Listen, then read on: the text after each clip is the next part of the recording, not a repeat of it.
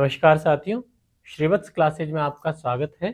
आज हम यहाँ सेकंड ग्रेड साइंस में रसायन विज्ञान के इम्पोर्टेंट टॉपिक आवर्त सारणी से रिलेटेड कुछ ऑब्जेक्टिव क्वेश्चंस का अध्ययन करेंगे। चलिए तो हम अपने प्रश्नों के साथ शुरू करते हैं। हमारा पहला प्रश्न है, आवर्त सारणी के शून्य समूह का तत्व है। देखिए, आधुनिक आवर्त सारणी की अगर हम बात करें तो आधुनिक आवर्त सारणी में 1 से लेकर 7 आवर्त और 1 से लेकर 18 तक वर्ग होते हैं। और आधुनिक आवर्त सारणी जो है वो हेनरी मोजले के द्वारा डेवलप की गई है। लेकिन अगर हम आवर्त सारणी का प्रारंभिक विकास देखें तो सबसे पहले आवर्त सारणी को देने का श्रेय मेंडलीफ नाम के वैज्ञानिक को दिया जाता है, जिन्हें आवर्त सारणी का जनक कहा जाता है। और इन्होंने जो आवर्त सारणी दी, उस आवर्त सारणी में हम कहें तो यहाँ पर 7 हॉरिजॉन्टल पीरियड या आवर्त होते हैं, जबकि 0 से लेकर के 8 तक वर्ग यहाँ पर काउंट किए जाते हैं, जो वर्टिकल लाइंस होती हैं, जहाँ ये वर्ग जो है 2 सब क्लासेज में डिवाइडेड होते हैं। ठीक है, तो वर्ग या समूह क्या होते हैं? वर्ग या समूह ये वर्टिकल लाइंस हैं जो आवर्त सारणी में पाए जाते हैं। और शून्य समूह जो है वो मेंडलीफ की आवर्त सारणी में दिया गया शब्द है। अब ये शून्य समूह क्यों होता है? क्योंकि इस समूह में जो तत्व पाए जाते हैं उन तत्वों के बाह्यतम कोश या जिसको हम संयोजकता कोश कहते हैं, उस संयोजकता कोश में 8 इलेक्ट्रॉन होते हैं। कितने? 8 इलेक्ट्रॉन होते हैं, यानी इनका अष्टक पूर्ण होता है। और अगर इनका अष्टक पूर्ण है तो इन्हें अपने निकटतम अक्रिय गैस विन्यास को एक्वायर करने के लिए किसी और इलेक्ट्रॉन की आवश्यकता नहीं होती। इसीलिए ये इलेक्ट्रॉन अक्रिय गैसें या नोबल गैसेज भी कहलाते हैं। ठीक है, तो आवर्त सारणी के शून्य समूह का तत्व अगर मेंडलीफ की आवर्त सारणी के अकॉर्डिंग पूछे, या आधुनिक आवर्त सारणी में हम कहें 18वें वर्ग का तत्व, या नोबल गैसेज के नाम से पूछे, बात एक ही है। तो निम्न में से कौन सा तत्व है जो आवर्त सारणी के शून्य समूह से बिलोंग करता है? हम कहेंगे ऑप्शन नंबर 1 हाइड्रोजन। इसका इलेक्ट्रॉनिक विन्यास 1s1। बाह्यतम कोश में 1 इलेक्ट्रॉन उपस्थित है। ये बाह्यतम कोश का इलेक्ट्रॉनिक विन्यास कंप्लीट नहीं है। ऐसे ही देखें हीलियम, इसका इलेक्ट्रॉनिक विन्यास 1s2। इसका पहला कोश पूर्णपूरित है। यह अक्रिय गैसों में आने वाला हमारा पहला एलिमेंट है, इसलिए यही क्या हो जाएगा? शून्य समूह का तत्व हो जाएगा। CO2 ये तो आपका कंपाउंड है, आवर्त सारणी में यौगिकों को स्थान नहीं दिया गया है। और Cl2 ये डायटोमिक मॉलिक्यूल है, आवर्त सारणी में केवल एलिमेंट यानी तत्वों को स्थान दिया गया है। और अगर ये क्लोरीन होता तो हम कहते हैं कि ये 17वां परमाणु क्रमांक वाला तत्व होता, जो आवर्त सारणी के 17वें वर्ग से बिलोंग करता है, जिसको हम हैलोजन परिवार कहते हैं। तो ऑप्शन नंबर बी हीलियम जो है वो शून्य समूह का तत्व या उत्कृष्ट गैस या नोबल गैस या 18वें वर्ग का प्रथम तत्व कहलाता है। ऑप्शन नंबर बी इस क्वेश्चन के लिए आपका सही आंसर हो जाएगा। नेक्स्ट देखें, निम्नांकित में कौन विद्युत धनात्मक तत्व है? देखिए, विद्युत धनात्मक यहाँ हमसे कहा हुआ है, तो हम कहेंगे विद्युत धनात्मक यानी कि एक ऐसा तत्व जिस पर पॉजिटिव चार्ज या पॉजिटिव आवेश ग्रहण करने का गुण होता है, या फिर हम कहें जिस पर इलेक्ट्रॉन त्यागने की प्रवृत्ति होती है।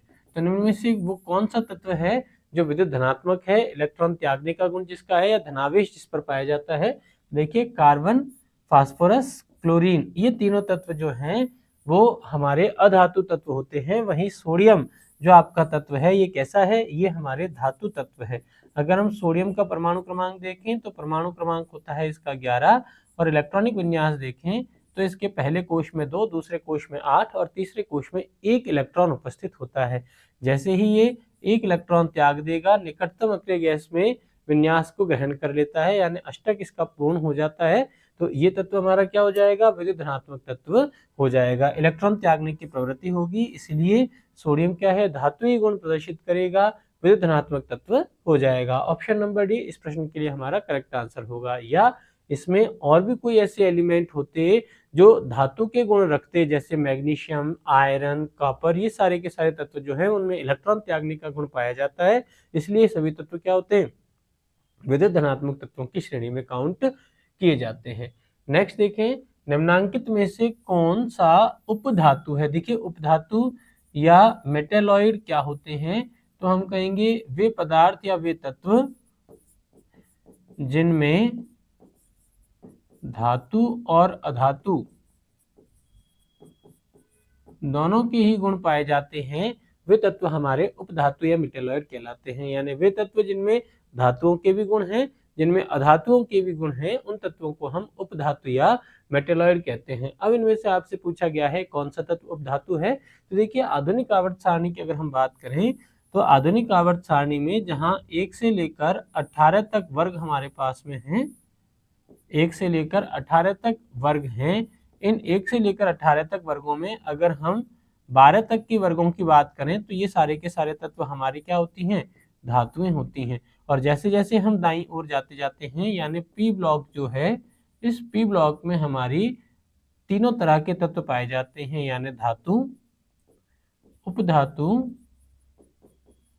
और अधातु, तीनों तरह के तत्व पाए जाते हैं। जैसे जैसे हम आवर्त सारणी में दाईं ओर जा रहे हैं, कहाँ जा रहे हैं? दाईं ओर जा रहे हैं, धातु के बजाय अधातु के गुण बढ़ते जा रहे हैं। तो कुछ तत्व ऐसे भी होते हैं जो धातु और अधातु की बॉर्डर लाइन पर आते हैं, उन तत्वों को हम उपधातु कहते हैं।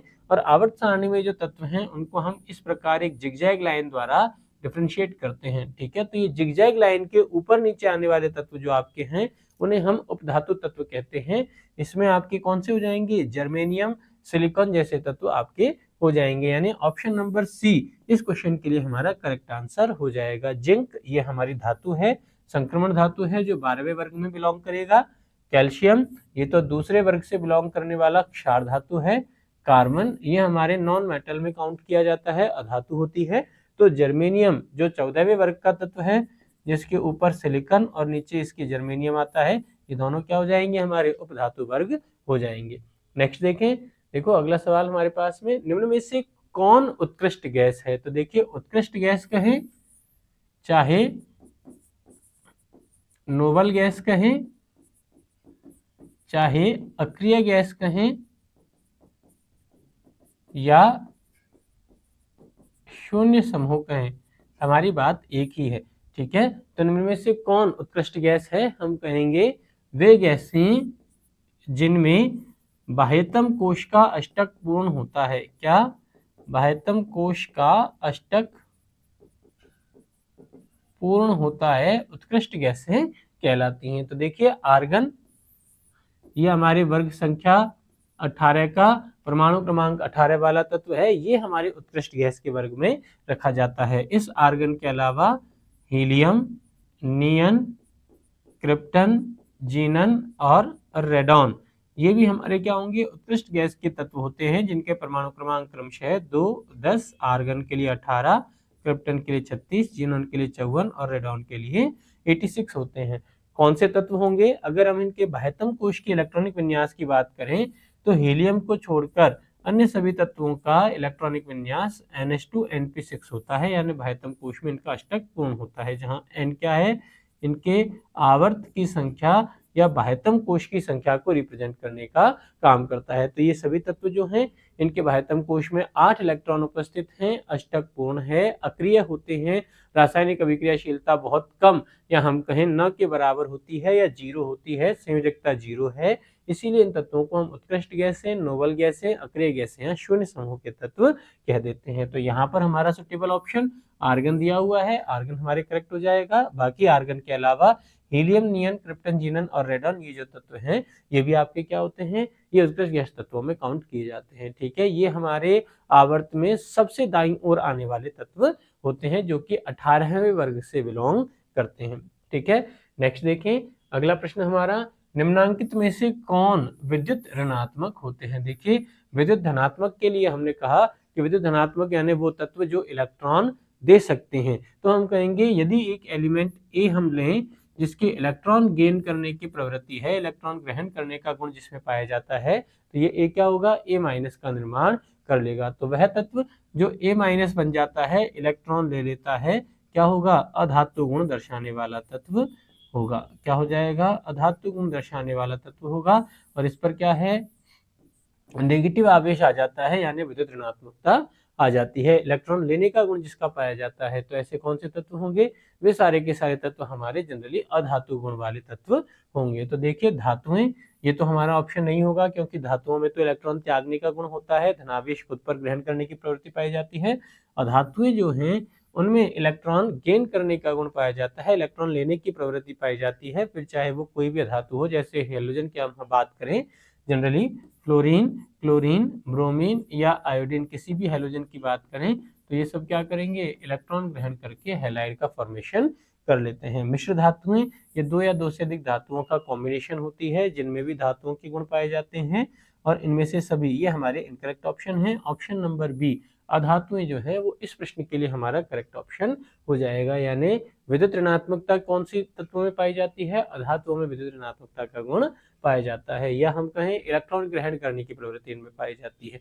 ठीक है, ऑप्शन नंबर बी इस प्रश्न के लिए हमारा करेक्ट आंसर होगा। नेक्स्ट देखें, आवर्त सारणी के किसी आवर्त में तत्वों के निम्नांकित में से कौन से गुण समान होते हैं? तो देखिए, आवर्त सारणी की अगर हम बात करें तो इसमें जो हॉरिजॉन्टल लाइन है उसे हम कहते हैं आवर्त, और आधुनिक आवर्त सारणी में अगर हम देखें तो 1 से लेकर के 7 तक आवर्त पाए जाते हैं। अगर हम किसी भी आवर्त सारणी के तत्व की बात करें, जैसे मान लीजिए हम थर्ड आवर्त की बात करें, तो थर्ड आवर्त में हमारे पास सोडियम यानी परमाणु क्रमांक 11 से लेकर आर्गन यानी परमाणु क्रमांक 18 तक के तत्व होते हैं, जो क्रमशः है सोडियम से लेके magnesium, aluminium, silicon, phosphorus, sulphur और क्लोरीन हमारे तत्व होते हैं, जिनके परमाणु क्रमांक क्या होंगे? 11 से लेके 18 तक रिस्पेक्टिवली हमारे पास में हो जाते हैं। अगर इन सभी तत्वों में हम देखें तो इनका इलेक्ट्रॉनिक विन्यास, पहले कोश में 2 इलेक्ट्रॉन, दूसरे कोश में 8 इलेक्ट्रॉन और तीसरे कोश में 1 से लेकर के लास्ट आर्गन में क्या होगा? 8वां इलेक्ट्रॉन यहाँ भरा जाता है। तो इन सभी में क्या हो रहा है कि अंतिम इलेक्ट्रॉन तीसरे कोश में भरा जा रहा है। तीसरे कोश में कौन सा इलेक्ट्रॉन भरा जा रहा है? अंतिम इलेक्ट्रॉन भरा जा रहा है। तो क्या कहेंगे कि भाई परमाणु भार इनका, जैसे जैसे परमाणु क्रमांक बढ़ता जाएगा परमाणु भार चेंज होता चला जाएगा, तो ये तो इनके असमान हो जाएगा। परमाणु आयतन, चूंकि आयतन भी चेंज होगा क्योंकि परमाणु भार चेंज हो रहा है, तो परमाणु त्रिज्या के मान में भी परिवर्तन होगा, और परमाणु त्रिज्या के मान में परिवर्तन होगा तो आयतन में भी परिवर्तन होगा, तो आयतन भी समान नहीं हो सकता। लेकिन कक्षों की संख्या या हम कहें कोश की संख्या, ये इसमें क्या होती है? समान होती है। यानी ऑप्शन नंबर सी हम देखें तो हमारा करेक्ट आंसर यहाँ पर हो जाएगा। देखिए कैसे, तो सोडियम जो तत्व है उसमें भी अंतिम इलेक्ट्रॉन किसमें? तीसरे कोश में, थर्ड शेल में भरा गया। इसका आवर्त कौन सा था? थर्ड है, तो तीसरे कोश में अंतिम इलेक्ट्रॉन भरा जाता है। ऐसे ही तीसरे से लेके हम देखें आर्गन जो तत्व है उसमें भी अंतिम इलेक्ट्रॉन आपके किसमें? तीसरे आवर्त या तीसरे कोश में ही भरा जाता है, इसलिए कोश की संख्या इसमें समान होती है। तो ऑप्शन नंबर सी इस प्रश्न के लिए हमारा करेक्ट आंसर हो जाएगा। बाकी संयोजकता कोश समान है, लेकिन संयोजकता कोश में भरे जाने वाले इलेक्ट्रॉनों की संख्या बाय डिफॉल्ट चेंज होती जा रही है। तो सोडियम के पास 72 कोश में 1 इलेक्ट्रॉन है, वहीं आर्गन के पास इलेक्ट्रॉनों की संख्या बढ़कर के लास्ट में कितनी हो जाती है? 8 तक पहुंच जाती है। तो संयोजकता कोश में इलेक्ट्रॉनों की संख्या बदल जाती है, लेकिन संयोजकता कोश का मान समान रहता है। ऑप्शन नंबर सी हमारे लिए इस प्रश्न का करेक्ट आंसर हो जाएगा। नेक्स्ट देखें, आवर्त सारणी में एक टेढ़ी मेढ़ी रेखा धातुओं को अधातुओं से अलग करती है। देखिए, धातुओं को अधातुओं से अलग करने के लिए एक जिगजैग लाइन हमने बनाई है, और इस रेखा पर आने वाले तत्व क्या कहलाते हैं? तो हम कहें इस रेखा पर आने वाले तत्व जो हैं वो हमारे क्या कहलाएंगे? उपधातु या मेटेलॉइड कहलाते हैं। इस आवर्त सारणी के जो तत्व हैं इस रेखा से लेफ्ट में जितने भी आएंगे वो सारे के सारे तत्व आपके होंगे मेटल, और इससे राइट में जितने भी तत्व आते हैं वो सारे के सारे तत्व आपके होते हैं नॉन मेटल या अधातु।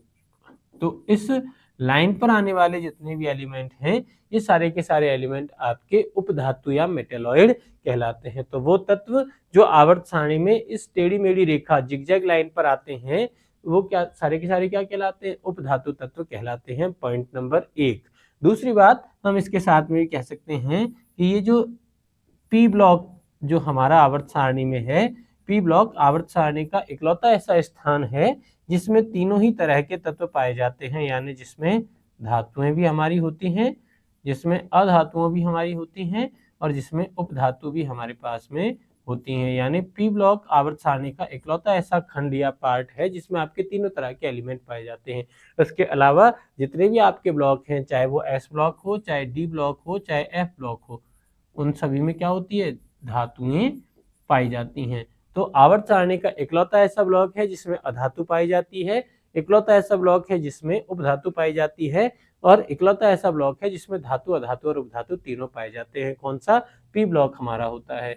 तो ये जो जिगजैग लाइन वाले जो तत्व हैं, ये सारे के सारे किसमें बिलोंग करेंगे, पी ब्लॉक में बिलोंग करते हैं, और इन्हें अपन क्या कहेंगे, उपधातु या मेटेलॉइड कह देते हैं। तो बाकी धातुएं ये तो आवर्त सारणी में जिगजैग लाइन से लेफ्ट हैंड साइड में उपस्थित हैं, अधातुएं जो इस जिगजैग लाइन के दाईं ओर उपस्थित हैं, और मिश्र धातु ये तो दो या दो से अधिक धातुओं का कॉम्बिनेशन होती हैं, जिसको अपन अलॉय भी कह सकते हैं। तो ऑप्शन नंबर डी इस प्रश्न के लिए हमारा करेक्ट आंसर हो जाएगा। नेक्स्ट देखें, आवर्त सारणी के वर्ग 17 के तत्व क्या कहलाते हैं। देखिए आवर्त सारणी, अगर हम आधुनिक आवर्त सारणी की बात करें तो इसमें हमने वर्ग संख्या 1 से लेकर के कुछ स्पेसिफिक वर्ग जो हैं उनको स्पेसिफिक नाम यहाँ पर हमने दिया हुआ है। जैसे वर्ग संख्या 1 के जो तत्व हैं जिसमें हमारे lithium, sodium, potassium, rubidium, caesium जैसे तत्व आते हैं, इन तत्वों को हम क्षार धातु तत्व कह देते हैं, एल्कलाइन मेटल या क्षार धातु तत्व कहते हैं। वहीं वर्ग संख्या 2 के तत्व जिसमें हमारे बेरिलियम, मैग्नीशियम, कैल्शियम, स्ट्रोंशियम जैसे एलिमेंट आते हैं, इन एलिमेंट्स को हम क्षार मृदा धातु तत्व कह देते हैं, एल्कलाइन अर्थ मेटल हम कह देते हैं। ऐसे ही वर्ग संख्या 11 के तत्व जिसमें आपके कॉपर, एजी, एयू, कॉपर, सिल्वर, गोल्ड आते हैं, इन्हें हम कॉइनेज मेटल या सिक्का धातु वर्ग कह देते हैं। कौन से, सिक्का धातु वर्ग कह देते हैं। ऐसे ही वर्ग संख्या 3 से लेकर के 12 के जो तत्व हैं, उन्हें 3 से लेकर 12 तक के सभी तत्वों को हम डी ब्लॉक के तत्व कहेंगे, और इसमें भी वर्ग संख्या 3 से लेकर 11 के तत्व हमारे संक्रमण धातु तत्व कहलाते हैं। कौन से तत्व कहलाएंगे, संक्रमण धातु तत्व या ट्रांजिशन मेटल एलिमेंट कहलाते हैं। ऐसे ही वर्ग संख्या 18 के जो तत्व हैं, इन्हें हम कहेंगे शून्य वर्ग के तत्व, या इन्हें हम कहेंगे नोबल गैस, या इन्हें ही हम कहेंगे अक्रिय गैसें, या इन्हें ही हम उत्कृष्ट गैसें भी कह सकते हैं। ठीक है। वर्ग संख्या 17 के तत्व जो हैं उन्हें हम हैलोजन परिवार के तत्व कह देते हैं। वर्ग संख्या 16 के जो तत्व हैं इन्हें हम चाल्कोजन या कैल्कोजन परिवार के तत्व कहेंगे, जबकि वर्ग संख्या 15 के जो तत्व हैं इन्हें हम निकोजन फैमिली या निकोजन परिवार के तत्व कह देते हैं। ठीक है। तो वर्ग संख्या 17 के तत्व हमसे पूछा हुआ है, वर्ग संख्या 17 के तत्वों को हम क्या कहेंगे, हैलोजन परिवार या हैलोजन तत्व कह देते हैं, जिसमें हमारे कौन से, फ्लोरीन, क्लोरीन, ब्रोमीन, आयोडीन और साथ में एस्टेटीन एक एलिमेंट आता है, जिसमें से ये 4 एलिमेंट तो हमारे नॉर्मल हैं, वहीं एस्टेटीन जिसका एटॉमिक सिंबल 80 है, ये हमारे रेडियो सक्रिय या रेडियो एक्टिव एलिमेंट होता है। ठीक है। तो एस्टेटीन के अलावा बाकी सारे हैलोजन क्या है, नॉर्मल एलिमेंट होते हैं। क्षार धातु ये हमारे प्रथम वर्ग के तत्वों को कहा जाता है। संक्रमण तत्व जो हमें वर्ग संख्या 3 से लेकर 11 के तत्वों को कहते हैं, और क्षारीय पार्थिव तत्व या क्षार मृदा धातु जो आपके सेकेंड वर्ग के तत्वों को कहा जाता है। तो वर्ग संख्या 17 के तत्व हैलोजन परिवार के तत्व कहलाते हैं। हैलोजन जिसका नाम होता है अधिक क्रियाशील, यानी ये सारे के सारे तत्व वो हैं जिनकी क्रियाशीलता उच्च होती है। ये सभी अधातुएं हैं। जहां आपको याद रखना है, ब्रोमीन रूम टेम्परेचर पर मिलने वाली द्रव या लिक्विड अधातु है। कैसी है, द्रव अधातु है। हमें स्पेसिफिक फिगर आउट करना है कि रूम टेम्परेचर पर मिलने वाली द्रव धातु हमारी होती है मरकरी, वहीं द्रव अधातु होती है हमारी ब्रोमीन। दूसरा, इसी हैलोजन में हमें याद रखना है एक और एलिमेंट जिसका नाम है आयोडीन। आयोडीन एकमात्र ऐसा एलिमेंट है जो अधातु है, लेकिन इसमें धातुओं की तरह चमकने का गुण पाया जाता है। धातुओं की तरह चमकने का गुण दर्शाने वाली इकलौती अधातु है जिसका नाम है आयोडीन। ठीक है, तो फ्लोरीन, क्लोरीन, ब्रोमीन, आयोडीन और एस्टेटीन वर्ग संख्या 17 के तत्व, इन्हें हम हेलोजन परिवार के सदस्य कह देते हैं, जहां हेलोजन का मतलब है अधिक क्रियाशीलता दर्शाने वाले तत्व। क्रियाशीलता कैसे? इनकी इलेक्ट्रॉन ग्रहण करने की प्रवृत्ति बहुत ज्यादा होती है। सभी के सभी तत्व अधातु होते हैं।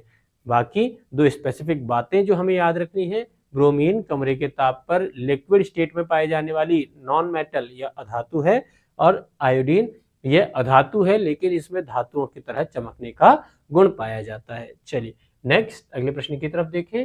आवर्त सारणी के वर्ग 2 के तत्वों के ऑक्साइड होते हैं। देखिए अब हम आवर्त सारणी में अगर देखें तो आवर्त सारणी में वर्ग संख्या 2 में हमारे जो तत्व आते हैं वो क्रमशः आपके हो जाएंगे beryllium, magnesium, calcium, strontium, barium और एक रेडियो एक्टिव तत्व जिसका नाम हो जाएगा रेडियम। इन सभी के सभी तत्व जो हैं इन्हें हम बोलते हैं क्षार मृदा धातु, क्षारीय मृदा धातु, एल्कलाइन अर्थ मेटल। अब ये जो तत्व हैं जब इनकी वायुमंडलीय ऑक्सीजन से क्रिया होकर के इनके ऑक्साइड बनेंगे, जैसे बेरिलियम ऑक्साइड, मैग्नीशियम का ऑक्साइड, ऐसे ही कैल्शियम स्ट्रोंशियम के ऑक्साइड बनेंगे, तो ये सारे के सारे ऑक्साइड कैसे हो जाएंगे? एल्कलाइन नेचर के या क्षारीय प्रकृति के हो जाते हैं। तो क्षारीय धातु या क्षार मृदा धातु, इनके वर्ग 2 के तत्वों के ऑक्साइड क्या हो जाएंगे? एल्कलाइन नेचर के हो जाएंगे। दूसरी बात जो हमें यहाँ पर याद रखनी है कि जैसे जैसे हम आवर्त सारणी में दाईं ओर जाते हैं, कहाँ जा रहे हैं? दाईं ओर या राइट हैंड साइड पर शिफ्ट होते जाते हैं, दाईं ओर जाने पर हमें क्या देखने को मिलेंगी? अधातुएं प्राप्त होंगी।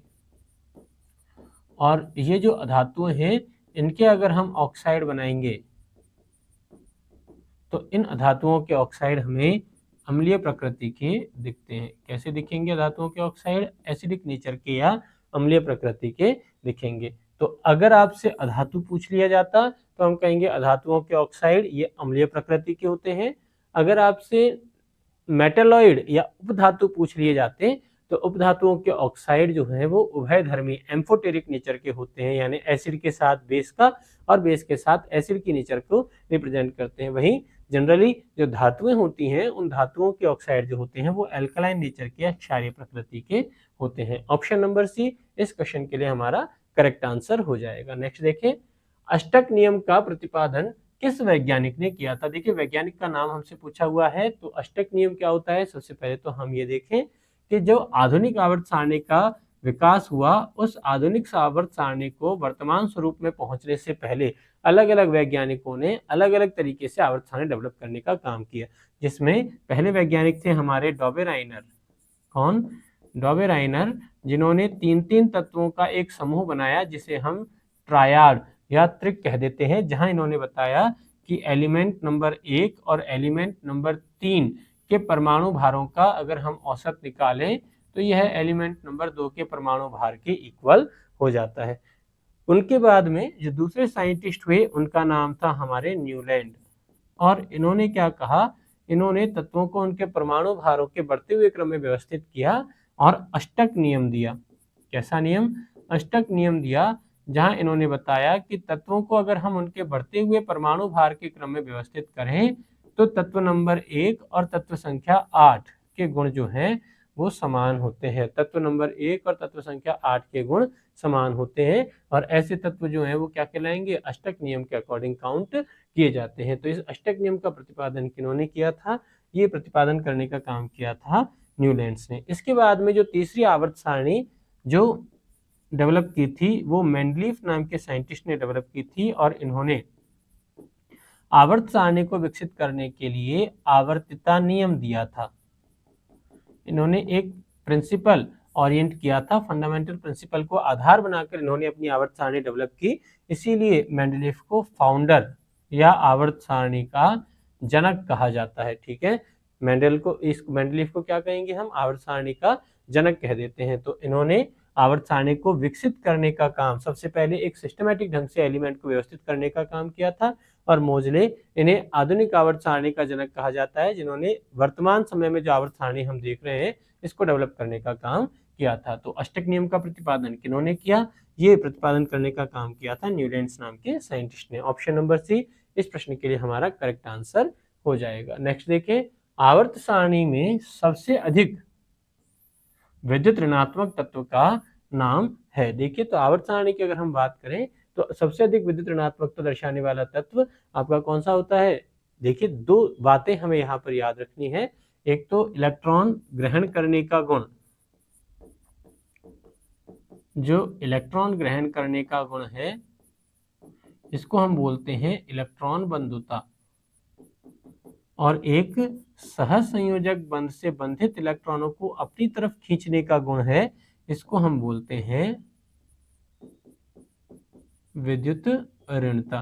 तो अगर विद्युत ऋणता के मैक्सिमम होने की बात करें तो आवर्त सारणी में मैक्सिमम इलेक्ट्रॉन नेगेटिविटी या विद्युत ऋणता वाला तत्व जो है वो आपका हो जाएगा फ्लोरीन। लेकिन इलेक्ट्रॉन ग्रहण करने की प्रवृत्ति या इलेक्ट्रॉन बंधुता के अधिकतम मान वाले तत्व की बात करें तो अधिकतम इलेक्ट्रॉन बंधुता वाला तत्व आपका हो जाएगा क्लोरीन। तो देखिए, क्वेश्चन में आपसे पूछा हुआ है सबसे अधिक यानी मैक्सिमम विद्युत ऋणात्मक तत्व का नाम, हम कहेंगे अधिकतम विद्युत ऋणता दर्शाने वाला तत्व कौन सा हो जाएगा आपका फ्लोरीन। लेकिन ध्यान रहे, फ्लोरीन सहसंयोजक बंध से बंधित इलेक्ट्रॉनों को अपनी तरफ खींच लेगा, लेकिन इलेक्ट्रॉन लेने का गुण उसमें क्लोरीन की बजाय कम होता है। तो अगर इलेक्ट्रॉन लेकर के ऋणायन बनाना है, क्लोरीन एक इलेक्ट्रॉन लेकर के आसानी से क्लोराइड आयन बन जाएगा, लेकिन फ्लोरीन एक इलेक्ट्रॉन लेकर के आसानी से फ्लोराइड आयन नहीं बन पाता। तो इलेक्ट्रॉन ग्रहण करने की अगर बात है तो क्लोरीन के इलेक्ट्रॉन लेने का गुण फ्लोरीन की बजाय अधिक होता है, लेकिन साझे के इलेक्ट्रॉनों को अपनी तरफ खींचने की बात है तो साझे के इलेक्ट्रॉनों को खींचने का गुण फ्लोरीन में क्लोरीन की बजाय अधिक पाया जाता है। तो ऑप्शन नंबर डी, अधिक विद्युत ऋणता हमसे पूछा हुआ है, इसलिए फ्लोरीन हमारा करेक्ट आंसर हो जाएगा। अगर हम पॉलिंग पैमाने पर विद्युत ऋणता की बात करें तो पॉलिंग जिन्होंने विद्युत ऋणता के लिए एक स्केल डेवलप किया था उन्होंने बताया कि पॉलिंग स्केल पर फ्लोरीन की विद्युत ऋणता का मान मैक्सिमम होता है और इसका वैल्यू कितना होता है 4.0 या 4 हो सकती है। ठीक है, नेक्स्ट प्रश्न देखिए, बोरॉन एवं एल्यूमिनियम आवर्त सारणी के किस वर्ग के तत्व हैं। देखिए, तो अगर हम बोरॉन और एल्यूमिनियम इन दोनों की बात करें तो बोरॉन परमाणु क्रमांक 5 और एल्यूमिनियम परमाणु क्रमांक 13 होता है। अगर हम इनके इलेक्ट्रॉनिक विन्यास को कंसीडर करें तो बोरॉन इसके पहले कोश में 2 इलेक्ट्रॉन और दूसरे कोश में 3 इलेक्ट्रॉन होंगे, वहीं एल्यूमिनियम इसके पहले कोश में 2, दूसरे में 8 और तीसरे कोश में 3 इलेक्ट्रॉन होंगे, यानी इनका जो बाह्यतम कोश है उसमें इलेक्ट्रॉनों की संख्या समान है। और आधुनिक आवर्त सारणी में हम जानते हैं कि वे सभी तत्व जिनके बाह्यतम कोश में इलेक्ट्रॉनों की संख्या समान होती है, जिनके बाह्यतम कोश में इलेक्ट्रॉनों की संख्या समान होती है, उन सभी तत्वों को समान वर्ग में रखा गया है। कहाँ रखा गया है? समान वर्ग में स्थान दिया गया है। पॉइंट नंबर 1, यानी कि वो जो वर्ग संख्या बोरॉन की होगी सेम वही वर्ग संख्या एल्यूमिनियम की भी हो जाएगी। दूसरा, अगर हम इनका इलेक्ट्रॉनिक विन्यास का ऑर्बिटल रिप्रेजेंटेशन देखें, कक्षीय रिप्रेजेंटेशन देखें, तो देखिए 3 इलेक्ट्रॉन यानी कि इसमें भरे जाएंगे 2s2 2p1, और ऐसे ही एल्यूमिनियम के इलेक्ट्रॉनिक कॉन्फ़िगरेशन देखें तो ये हो जाएगा 3s2 3p1, यानी दोनों में देखिए कि बाह्यतम कोश या संयुक्ता कोश का इलेक्ट्रॉनिक विन्यास समान है और लास्ट इलेक्ट्रॉन जो है वो p उपकोश में भरा जाने वाला पहला इलेक्ट्रॉन है। तो हम देखें आवर्त सारणी में p वर्ग यह वर्ग संख्या 13 से लेकर 18 में होता है, और वर्ग संख्या 13 का जो इलेक्ट्रॉनिक विन्यास है वो क्या हो जाता है ns2 np1 हो जाता है, जहां n क्या है आवर्त की संख्या को रिप्रेजेंट करेगा। तो वर्ग संख्या 13 इलेक्ट्रॉनिक विन्यास ns2 np1, ये दोनों इलेक्ट्रॉनिक विन्यास ns2 np1 ही है, जहां n बराबर क्या है आवर्त की संख्या। तो बोरॉन सेकंड आवर्त का और एल्यूमिनियम तृतीय आवर्त का तत्व है, यानी दोनों क्या हो जाएंगे आवर्त सारणी में p ब्लॉक के 13वें वर्ग यानी p ब्लॉक का प्रथम वर्ग जिसको हम 13वें वर्ग कहते हैं उससे बिलोंग करने वाले तत्व हमारे हो जाएंगे। इसी वर्ग के अन्य तत्व जो हमारे हो जाएंगे गैलियम, इंडियम और thallium. Boron, aluminium, gallium, indium, thallium, ये सारे के सारे तत्व जो हैं p ब्लॉक के 13वें वर्ग से बिलोंग करते हैं। ठीक है, ऑप्शन नंबर सी इस क्वेश्चन के लिए हमारा करेक्ट आंसर हो जाएगा। नेक्स्ट देखें, एक तत्व का इलेक्ट्रॉनिक विन्यास 287 है। देखिए इलेक्ट्रॉनिक विन्यास हमें दे रखा है और ये कितना है 2, 8 और 7 है। आवर्त सारणी में यह किस वर्ग का तत्व होगा। अब देखिए हम जानते हैं कि इलेक्ट्रॉनिक विन्यास यानी इलेक्ट्रॉनों की संख्या आपको दी हुई है और कोई भी जो तत्व होता है हमें बताया गया कि वो विद्युत रूप से क्या होता है, उदासीन होता है। अगर उदासीन है इसका मतलब हम कहेंगे उसका टोटल पॉजिटिव चार्ज उसके टोटल नेगेटिव चार्ज के बराबर हो जाता है। अगर हम इलेक्ट्रॉनों का आवेश एक यूनिट या एक इकाई माने तो देखिए नेगेटिव आवेश कितना है, नेगेटिव आवेश है 17। तो ऐसे ही पॉजिटिव आवेश भी कितना हो जाएगा, +17 हो जाएगा। और ये धनावेश किनके कारण, नाभिक में उपस्थित प्रोटॉनों की संख्या को प्रदर्शित करता है। यानी हमसे पता चल गया कि परमाणु क्रमांक का Z बराबर कितना है, 17 है। ठीक है, तो एक तत्व जिसका इलेक्ट्रॉनिक विन्यास 287 है, यानी इलेक्ट्रॉनों की संख्या को हमने सम किया तो हमारे पास में प्रोटॉनों की संख्या भी आ गई। यानी इसके नाभिक में प्रोटॉनों की संख्या कितनी है, 17 है। और जब इसके नाभिक में प्रोटॉनों की संख्या 17 है तो परमाणु क्रमांक भी कितना हो जाएगा, परमाणु क्रमांक इसका 17 हो जाता है। अब आपसे पूछा हुआ है कि आवर्त सारणी में किस वर्ग का तत्व है, तो हम जानते हैं परमाणु क्रमांक 17, तत्व का नाम क्लोरीन, पी ब्लॉक से बिलोंग करेगा। और बाह्यतम कोश का इलेक्ट्रॉनिक विन्यास अगर हम देखें, देखिए बाह्यतम कोश में इसके पास 7 इलेक्ट्रॉन है, यानी कि इलेक्ट्रॉनिक कॉन्फ़िगरेशन भरा जाएगा 3s2 3p5। तो पी ब्लॉक में एक इलेक्ट्रॉन कम है, यानी यह 17वें वर्ग का तत्व हमारा हो जाता है। हेलोजन परिवार से बिलोंग करने वाला तत्व हेलोजन क्लोरीन ये तत्व है जो आवर्त सारणी के 17वें वर्ग से बिलोंग करता है, जिसका परमाणु क्रमांक कितना है, 17 होता है। तो वर्ग संख्या भी 17 और आवर्त संख्या 3 और परमाणु क्रमांक 17, हेलोजन परिवार से बिलोंग करने वाला सेकंड एलिमेंट, फ्लोरीन के बाद में आने वाला दूसरा एलिमेंट जिसकी इलेक्ट्रॉन ग्रहण करने की क्षमता फ्लोरीन की बजाय अधिक होती है। तो तत्व का नाम हो जाएगा क्लोरीन, जिसका एटॉमिक सिंबल क्या हो जाता है, कैपिटल C स्मॉल l से हम इसको रिप्रेजेंट कर सकते हैं। नेक्स्ट देखें, आवर्त सारणी के पहले 10 तत्वों में कौन कौन धातुएं हैं। देखिए आवर्त सारणी के पहले 10 तत्व यानी हमसे परमाणु क्रमांक 1 से लेकर के 10 तत्वों के बारे में पूछा हुआ है।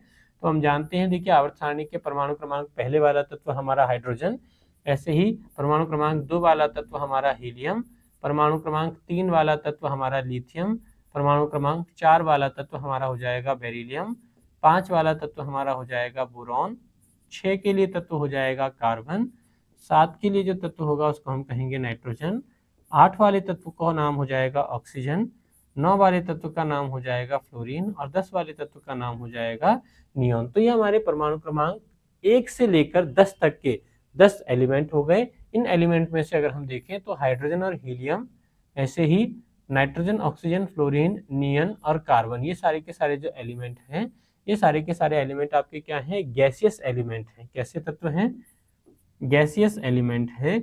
और ये जो एलिमेंट हैं वो हमारी क्या होंगी, अधातुएं हो जाती हैं। तो केवल 2 धातुएं हमारी यहाँ पर इसमें प्रेजेंट होती हैं। कौन कौन सी, एक तो लिथियम परमाणु क्रमांक 3 और एक बोरॉन परमाणु क्रमांक बेरिलियम परमाणु क्रमांक 4। तो लिथियम Li परमाणु क्रमांक 3 और बेरिलियम 4 परमाणु क्रमांक वाले जो एलिमेंट हैं, ये कमरे के ताप पर धातु गुण दर्शाने वाले हमारे तत्व होते हैं, यानी जिनमें धातुओं की प्रवृत्ति पाई जाती है। इलेक्ट्रॉन त्यागने का गुण, विद्युत चालकता, धातुओं के समान चमक, तन्यता, पीटने पर फैलने का गुण यानी चादर बनाने की प्रवृत्ति, ये सारे के सारे गुण इन दोनों एलिमेंट्स में पाए जाते हैं। तो पहले 10 तत्वों में केवल 2 एलिमेंट लिथियम और बेरिलियम जो है, केवल यही दोनों तत्व आपके क्या हो जाते हैं, धातु हो जाते हैं। नेक्स्ट देखें अगला प्रश्न, एक उदासीन तत्व। देखिए उदासीन आपको यहाँ पर दिखा हुआ है, तो उदासीन का मतलब हम कहेंगे फिर से total positive charge total negative charge के बराबर है। इसका इलेक्ट्रॉनिक विन्यास हमें गिवन है 287, इलेक्ट्रॉनिक विन्यास क्या है, 287। तो इस तत्व की परमाणु संख्या कितनी होगी, देखिए तो हम कहेंगे चूंकि यह तत्व उदासीन है यानी कि कुल नेगेटिव चार्ज कुल पॉजिटिव चार्ज के समान है, तो जब नेगेटिव चार्ज यानी इलेक्ट्रॉनों की संख्या 17 है तो प्रोटॉनों की संख्या भी कितनी हो जाएगी, 17 हो जाएगी। और किसी भी तत्व के नाभिक में जितने प्रोटॉन उपस्थित होते हैं वही उसका क्या हो जाता है, परमाणु क्रमांक हो जाता है। ठीक है, तो हमें इसका परमाणु क्रमांक Z यहाँ पर दर्शाया हुआ है, कितना हो जाएगा, 17 इसका परमाणु क्रमांक हो जाएगा। यानी ऑप्शन नंबर C इस क्वेश्चन के लिए हमारा करेक्ट आंसर हो जाएगा। तो परमाणु क्रमांक क्या है इसका, 17 परमाणु क्रमांक हो जाता है। नेक्स्ट देखें प्रश्न संख्या 16, एक तत्व का इलेक्ट्रॉनिक विन्यास 2, 8, 7 है। देखिए तत्व का इलेक्ट्रॉनिक विन्यास हमें दिया हुआ है 2, 8 और 7। तत्व हमें अलग अलग 4 तत्व दे रखे हैं। नाइट्रोजन जिसका परमाणु क्रमांक 7 है, फ्लोरीन जिसका परमाणु क्रमांक 9 है, फास्फोरस जिसका परमाणु क्रमांक 15 है और आर्गन जिसका परमाणु क्रमांक 18 है। में किस तत्व के साथ इसकी रासायनिक समानता होगी? अब देखिए, अगर हम आधुनिक आवर्त सारणी की बात करें तो आधुनिक आवर्त सारणी में हमने कहा कि वे सभी तत्व जिनके गुण रासायनिक और भौतिक रूप से लगभग समान होते हैं उन्हें हमने समान वर्ग में स्थान दिया है। कहाँ रखा है? समान वर्ग में स्थान दिया है। और ये जो तत्व जो समान वर्ग में रखे गए हैं इनके बाह्यतम कोश या संयोजकता कोश का इलेक्ट्रॉनिक विन्यास भी क्या होता है? समान होगा। संयोजकता कोश का विन्यास क्या होगा? समान होगा। तो वो जिनके संयोजकता कोश का विन्यास समान है उन्हें समान वर्ग में हमने रखा हुआ है, वो सारे के सारे तत्व गुणों में समानता हमारे प्रदर्शित करेंगे। देखिए, इलेक्ट्रॉनिक विन्यास आपका दिया हुआ है 2, 8, 7। तो अगर हम इस इलेक्ट्रॉनिक विन्यास को भरें तो बाह्यतम कोश में चूंकि इसके पास 7 इलेक्ट्रॉन है, ये 7 इलेक्ट्रॉनों वाला इलेक्ट्रॉनिक विन्यास हो जाएगा 3s2 3p5। और उससे पहले जो 2 और 8 है वो निकटतम अक्रिय गैस नियोन के इलेक्ट्रॉनिक विन्यास को रिप्रेजेंट करते हैं, तो हम इसको लिख देते हैं नियोन स्क्वायर ब्रैकेट में बड़े कोष्ठक में, और उसके बाद बाह्यतम कोश का इलेक्ट्रॉनिक विन्यास हमने लिख दिया 3s2 3p5। अब जो 4 तत्व हमें दिए हैं इनके हम बाह्यतम कोश का इलेक्ट्रॉनिक विन्यास देखें तो देखो, नाइट्रोजन इससे पहले आने वाला उत्कृष्ट गैस हमारा हो जाएगा हीलियम और इलेक्ट्रॉनिक विन्यास हो जाएगा 2s2 2p3। देखिए, तो ये 3s2 3p5 यानी बाह्यतम कोश का इलेक्ट्रॉनिक विन्यास इससे मिलता नहीं, इसका मतलब यह नाइट्रोजन से समानता नहीं दर्शाएगा। फ्लोरीन परमाणु क्रमांक है 9, इलेक्ट्रॉनिक विन्यास क्या हो जाएगा? हीलियम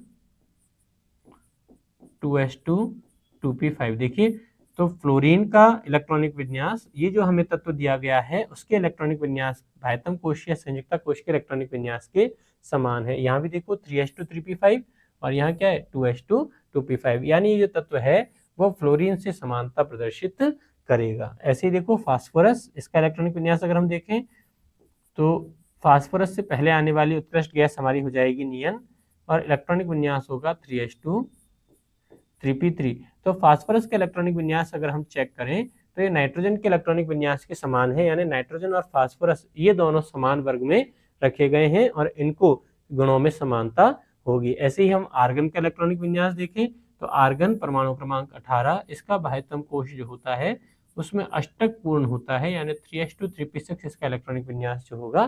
तो ये तो सबसे अलग उत्कृष्ट गैसीय विन्यास प्रदर्शित करता है। ठीक है, तो ऑप्शन नंबर बी, फ्लोरीन के साथ दिया गया तत्व जिसका इलेक्ट्रॉनिक विन्यास 287 है समानता प्रदर्शित करता है, इसलिए इन दोनों को हमने किसमें? समान वर्ग में जगह दी है। तो ऑप्शन नंबर बी इस प्रश्न के लिए हमारा करेक्ट आंसर हो जाएगा। नेक्स्ट देखें, मेंडलीफ का आवर्त सारणी का उपयोग करके बताएं कि एल्यूमिनियम के ऑक्साइड का सूत्र क्या होगा। अब ये देखिए, मेंडलीफ की अगर हम आवर्त सारणी की बात करें तो इन्होंने जो आवर्त सारणी दी उसमें इन्होंने 7 हॉरिजॉन्टल पीरियड यानी 7 आवर्त बताए और वहीं इन्होंने 8 वर्ग बताए, जहां प्रत्येक वर्ग को इन्होंने 2 सब क्लास में डिवाइड किया, जिसे हम कह देते हैं ए और बी, फर्स्ट ए और फर्स्ट बी। ऐसे ही सेकंड वर्ग, इसके लिए हो जाएगा सेकंड ए और सेकंड बी। और ये जो तत्व हैं या ये जो वर्ग हैं, ये वर्ग इनके बाह्यतम कोश में उपस्थित इलेक्ट्रॉनों की संख्या या फिर हम कहें संयोजकता को प्रदर्शित करते हैं। संयोजकता यानी अष्टक पूर्ण करने के लिए कितने इलेक्ट्रॉन त्यागने, अष्टक पूर्ण करने के लिए कितने इलेक्ट्रॉन त्यागने पड़ते हैं या ग्रहण करने पड़ते हैं या साझा करने पड़ते हैं, वो इसका क्या कहलाएगा? संयोजकता कहलाती है। तो आधुनिक आवर्त सारणी में अगर हम देखें तो देखिए, आवर्त सारणी में एल्यूमिनियम जो है उसको इन्होंने थर्ड वर्ग में स्थान दिया है। एल्यूमिनियम यानी इसके बाह्यतम कोश में कितने? 3 इलेक्ट्रॉन उपस्थित होते थे। अगर इसके बाह्यतम कोश में 3 इलेक्ट्रॉन है तो हम क्या कहेंगे? एल्यूमिनियम 3 इलेक्ट्रॉन त्याग करके निकटतम अक्रिय गैस का विन्यास प्राप्त कर लेगा। तो इसका ऑक्सीडेशन नंबर क्या हो जाएगा? +3। अब देखिए, ऑक्साइड हमें कहा गया है, हम जानते हैं ऑक्सीजन जब 2 इलेक्ट्रॉन ग्रहण कर लेता है उस पर -2 आवेश आ जाता है, तो इसे हम ऑक्सीजन का ऑक्साइड आयन कह देते हैं। कौन सा आयन कहेंगे? Oxide ion. अब हमें इसका अगर फॉर्मूला अरेंज करना है तो क्या कहेंगे? देखिए, ये 2 हम नीचे क्रॉस ले जाएंगे इन दोनों को, तो ये हमारा हो जाएगा Al2 और ऑक्सीजन कितने? 3, Al2O3। ये इसका क्या हो जाएगा? करेक्ट ओरिएंटेशन या करेक्ट सिंबल हो जाएगा। तो Al2O3 एल्यूमिनियम के ऑक्साइड का करेक्ट फॉर्मूला आपका हो जाएगा। ऑप्शन नंबर सी इस प्रश्न के लिए हमारा करेक्ट आंसर है। नेक्स्ट देखें, आवर्त सारणी के दाहिनी ओर के तत्वों के ऑक्साइडों की प्रकृति क्या होगी। देखिए, तो जैसा हमने बताया, आवर्त सारणी में लेफ्ट साइड में या बाईं ओर के जो तत्व हैं वो धातुएं हैं, और जैसे जैसे हम राइट साइड या दाहिनी ओर जा रहे हैं, तत्व कैसे होते जा रहे हैं, अधातु होते जा रहे हैं। तो धातुओं के जो ऑक्साइड्स हैं वो आपके एल्कलाइन नेचर के या क्षारीय प्रकृति के होते हैं, वहीं अधातुओं के जो ऑक्साइड हैं वो आपके एसिडिक नेचर के या अम्लीय प्रकृति के होते हैं। तो ऑप्शन नंबर बी इस प्रश्न के लिए हमारा करेक्ट आंसर हो जाएगा। आपसे दाहिनी ओर के तत्व यानी कि अधातु तत्वों के ऑक्साइडों के लिए पूछा हुआ है, तो वो आपके क्या हो जाएंगे, अम्लीय प्रकृति के हो जाते हैं।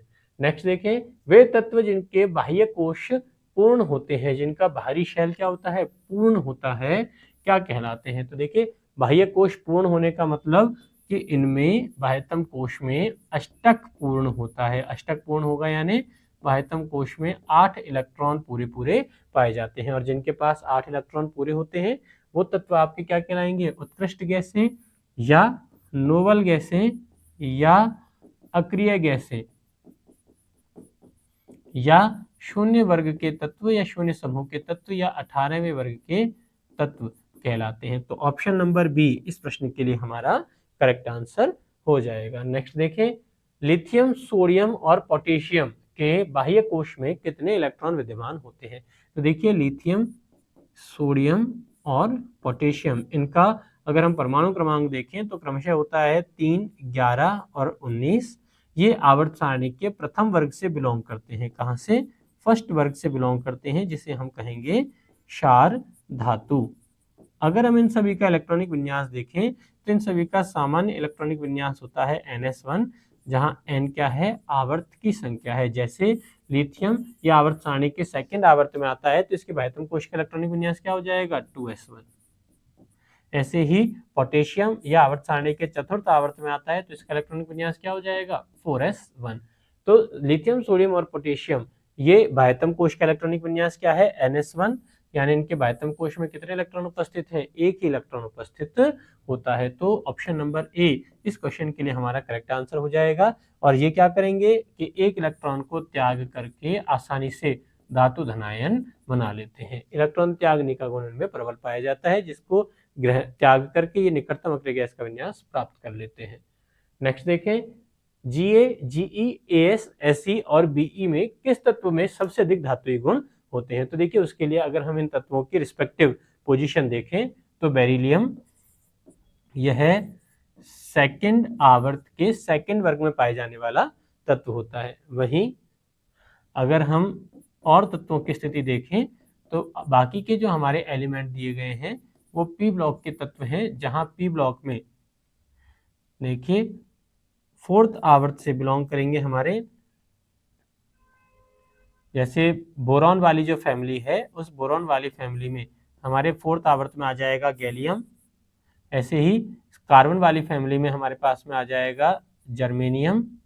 ऐसे ही नाइट्रोजन वाली जो फैमिली है 15वें वर्ग, उसमें हमारे पास में आ जाएगा आर्सेनिक। ऑक्सीजन वाली फैमिली से हमारे हो जाएगा सेलेनियम।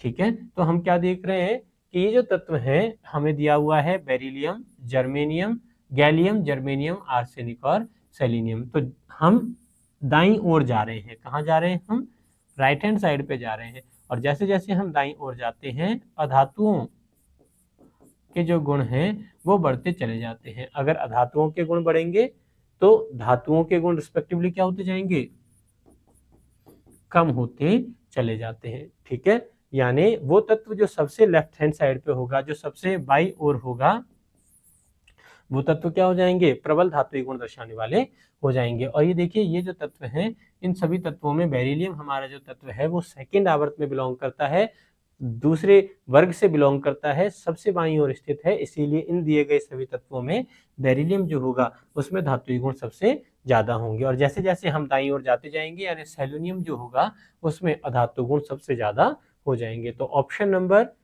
सी इस प्रश्न के लिए हमारा करेक्ट आंसर हो जाएगा। चलिए नेक्स्ट प्रश्न देखें, तत्व जिसमें 2 शेल हैं तथा संयुक्ता शेल में 3 इलेक्ट्रॉन हैं उस तत्व का नाम क्या है। तो देखिए हमें कहा गया है कि तत्व जिसमें 2 शेल हैं, यानी पहला शेल K और दूसरा शेल आपका है L। हम जानते हैं K शेल जिसमें अधिकतम 2 इलेक्ट्रॉन हो सकते हैं और L शेल जिसमें अधिकतम 8 इलेक्ट्रॉन हो सकते हैं, यानी 2 कोश वाले जो तत्व हैं उनका परमाणु क्रमांक अधिकतम कितना हो सकता है, 10 तक हो सकता है। तो देखिए सोडियम, इसका परमाणु क्रमांक 11 होगा, इसका मतलब यह 3 कोश वाला तत्व होगा, तो ये हमारे ऑप्शन से बाहर हो गया। नेक्स्ट चेक करें, संयुक्ता शेल या जो बाह्यतम कोश है यानी L वां जो कोश है उसमें कितने, केवल 3 इलेक्ट्रॉन उपस्थित हैं। तो 3 इलेक्ट्रॉन अगर भरे गए हैं इसका मतलब K शेल इसमें पूर्ण पूरित है, तो टोटल इलेक्ट्रॉनों की संख्या कितनी हो जाएगी, 5 हो जाएगी। तो हमें वो तत्व ढूंढना है जिसके पास कुल मिलाकर के 5 इलेक्ट्रॉन होते हैं। तो हम कहेंगे देखिए बोरॉन, परमाणु क्रमांक 5 है यानी प्रोटॉनों की संख्या 5 और इलेक्ट्रॉनों की संख्या भी 5, यानी ऑप्शन नंबर ए हमारा करेक्ट हो जाएगा।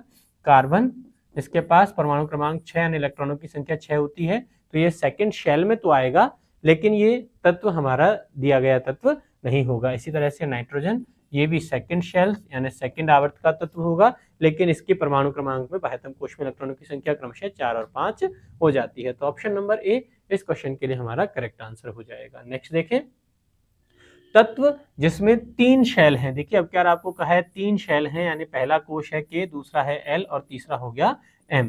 जहां K कोश में मैक्सिमम 2 इलेक्ट्रॉन भर सकते हैं, L कोश में अधिकतम आप 8 इलेक्ट्रॉन भर सकते हैं, यानी कि तत्व संख्या 10, परमाणु क्रमांक 10 के आगे वाले तत्व परमाणु क्रमांक 11 से लेकर के जो तत्व हैं वो हमारे इसमें कंसिडर किए जाएंगे। और संयुक्ता कोश में कितने, 4 इलेक्ट्रॉन यहाँ पर उपस्थित होते हैं, यानी टोटल कितने हो गए, 2 + 8 + 4 यानी 14 इलेक्ट्रॉन इसमें मैक्सिमम पाए जाते हैं। तो हमें एक ऐसा तत्व ढूंढना है जिसका परमाणु क्रमांक 14 हो। तो देखिए कार्बन, इसका परमाणु क्रमांक तो 6 होता है, यानी ये तो सेकंड कोश तक ही रह जाएगा, तो ये हमारा ऑप्शन नहीं होगा।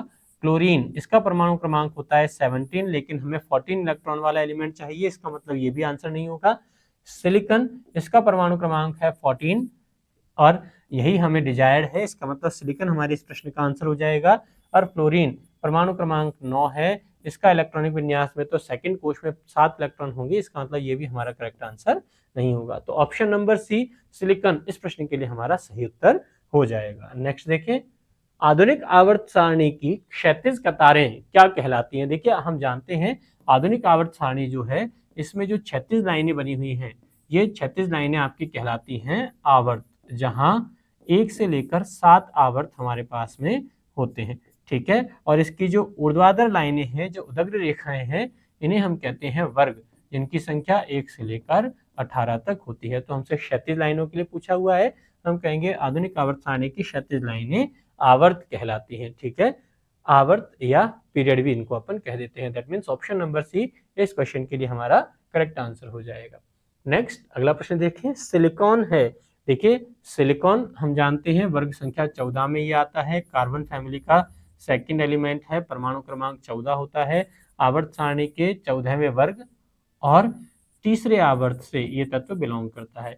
और इस तत्व के बारे में खास बात क्या कि यह एक अर्धचालक तत्व होता है। कैसा है, अर्धचालक या सेमीकंडक्टर एलिमेंट होता है, ठीक है। अब ये अर्धचालक है, प्लस ये जो हमारी जिगजैग लाइन है उस लाइन से बिलोंग करता है। और जो तत्व जिगजैग लाइन पर आते हैं, टेढ़ी मेढ़ी रेखा पर आते हैं, धातु को धातु से अलग करने वाले ये तत्व जो होते हैं उन्हें हम मेटेलॉइड या उपधातु कहते हैं, यानी सिलिकॉन आपका क्या हो जाएगा, उपधातु एलिमेंट हो जाता है। साथ ही याद रखिएगा सिलिकॉन और जर्मेनियम दोनों क्या हैं, अर्धचालक एलिमेंट हमारे होते हैं, यानी ऑप्शन नंबर सी इस प्रश्न के लिए हमारा करेक्ट आंसर हो जाएगा। तो ये हमारे कुछ प्रश्न थे जिसमें हमने सेकंड ग्रेड में आवर्त सारणी से रिलेटेड प्रश्नों को सॉल्व किया।